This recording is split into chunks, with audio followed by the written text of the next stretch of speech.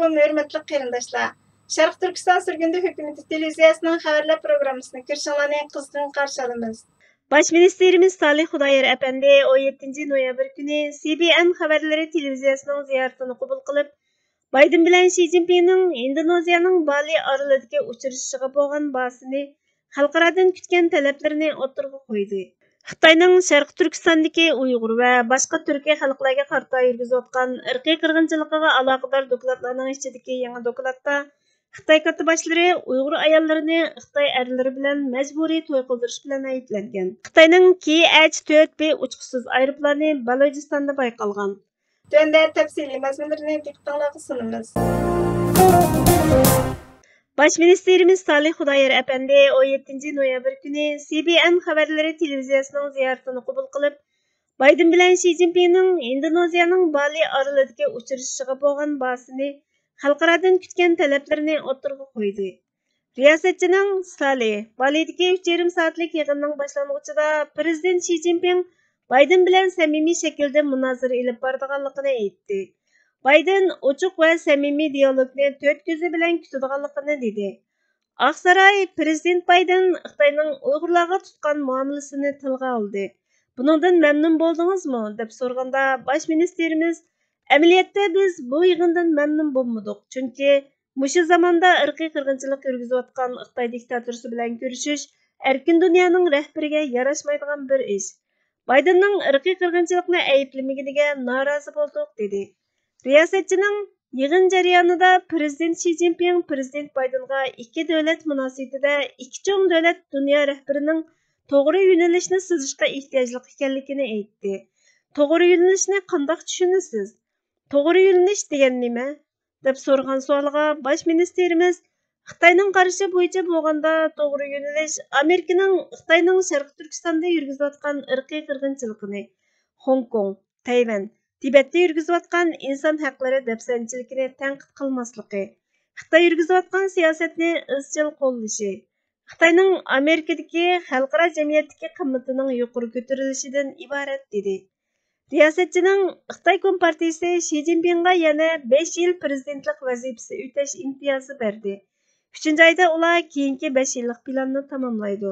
Xi Jinpingning keyingi 5 yil ichidagi rahbarligi Uyg'urlar va boshqa xristian e'tiqodchilarga qanday ta'sir ko'rsatadi degan savoliga Xi Jinping qayta saylanib, Xitoyning faşistik nishoni bo'lgan milliy gulinish, ya'ni Xitoy bo'lmagan millatlarni assimilyatsiya qilish va etnik tozalash nishonini amalga oshirdi. Bu Sharq Turkiston, Tibet va boshqa joylardagi Xitoy bo'lmagan millatlar uchun bek qo'rqinchli vaziyat tug'dirdi. Xitoy buni izchil yurgizdi. Ular hamma ishda Xitoy Kompartiyasining amriga bo'ysunishga majbur bo'ladi. Xitoydagi barliq xristianlar va boshqa din mansublarini yo'qotadiganligini ko'rgili bo'ladi dedi. Riyosatchining men shuningga hayron qolaman. Xitoy Kompartiyasi va Xi Jinping yo'q, biz Uyg'urlarni turmaga solmadik. Biz ularni tarbiyalayapmiz. Ularga keyin jamiyatda qo'llanish uchun amaliy mahorat o'rgatyapmiz deydi ekan.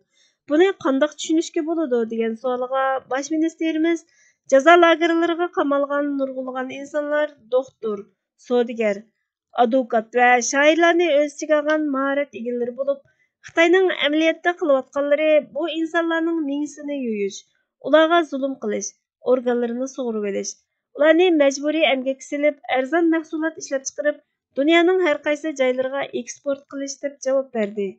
Riyosatchining majburiy tug'mas qilib etish irqiy qirg'inchilik shundaqmi? Oldingi sentabrda Birlashgan Davlatlar Tashkiloti doklad e'lon qilib, Xitoyning Uyg'urlarga qarata yurgizayotgan ayrimchiligini insoniyatga qarshi jinoyat ishladi deb aybladi.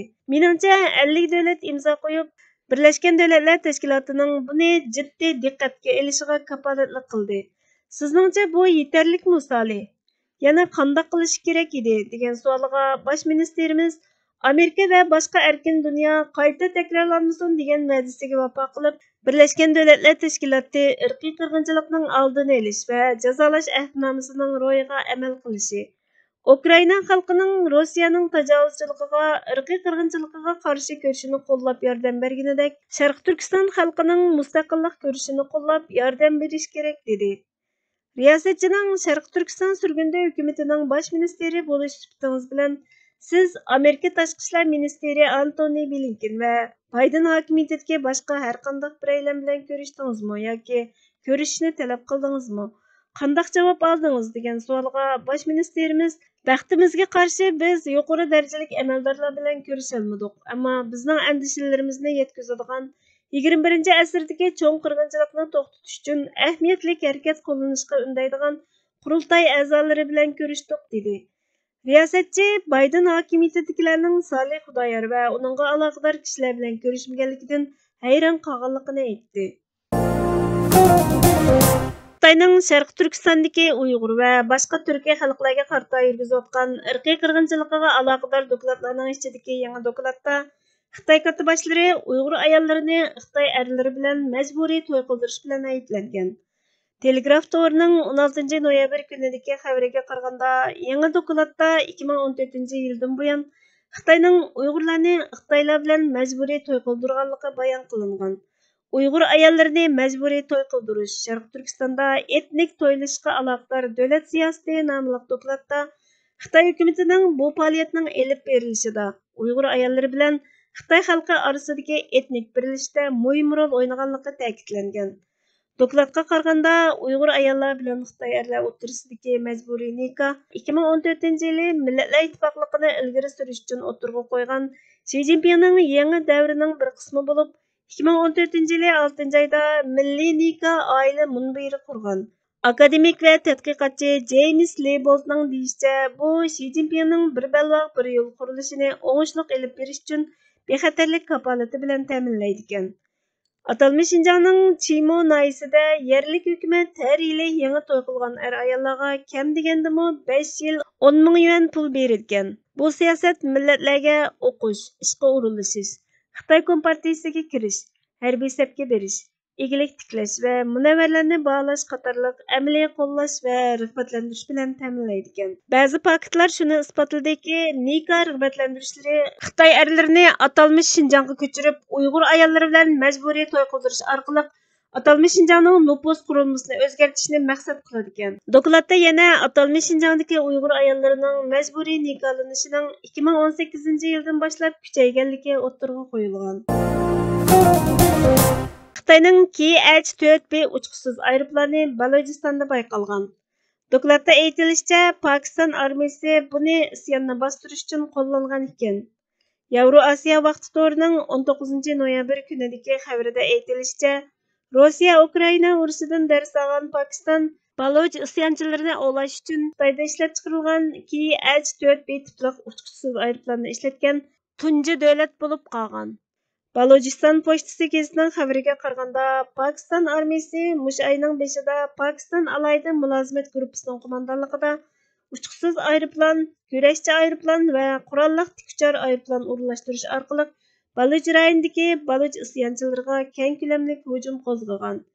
Xabarlarga qaraganda, Pokiston armiyasi Balojistonning Bolan egizligidagi Baloj millatchilariga qarshi kurashchi aeroplan o'rnatashtirgan. Pokiston harbiy harakati Baloj xalq askarlarining qarshiligiga uchragan.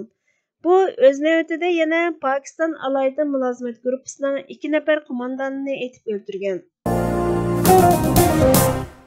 Ba'zilar bu avtonomiya siyosatini bekla oddiy qarashlar bilan jiddiga olmasdan ketyotidi. Bu xil umidsizlik takrorlanaversa, xalqimizning yoshirin engi butunlay mana shu ayrılolmaslik bilan bichimlandi. Bu xuddi qonga singan shakldagi talqin qilish bo'lib, Xitoylarning bizni mangulik voz kechtirish yo'lida ilib berayotgan psixologik buzg'unchilik planiga mos keladi. Xitoylarning o'z mamlakatini Jungo degani markaziy davlat ma'nosida bo'lgani uchun asrlar davomida tug'ilib kelayotgan Xitoy nasllarida o'zlarini dunyoning markazi hisoblaydigan, atrofdagilarni o'zlarining beqindisi deb tunish psixologiyasini yetishtirgan bo'lib, bu tug'ma mijoz Xitoylarning tug'ma kengaymichi milliy xarakterini belgilagan. Ana shu bir atalg'u paydo qilayotgan kollektiv yoshirin ongni ko'rib turyapmiz. Mana shu o'rnakka o'xshash doimiy takrorlangan avtonomiya shuarimi bizning kishilarimizda mangu beqindilik, boshqalar tarafidan boshqarilish psixikasi, to'g'risi qulchilik psixikasi yetildirish uchun tayyorlangan Xitoy ro'yi buzg'unchilik planining bir qismi. G'ulom Osmon apandining 2018-yili 3-oyning 3-kuni yozgan Qo'rqinchli suiqasd nomli maqolasidan elindi. Hörmətli görürmənlər, xəbərlərimizdən kögünələr üçün köp rəhmət. Kelər qitimki programımız görüşkəcə Allah'a amanet bolğaysızlar.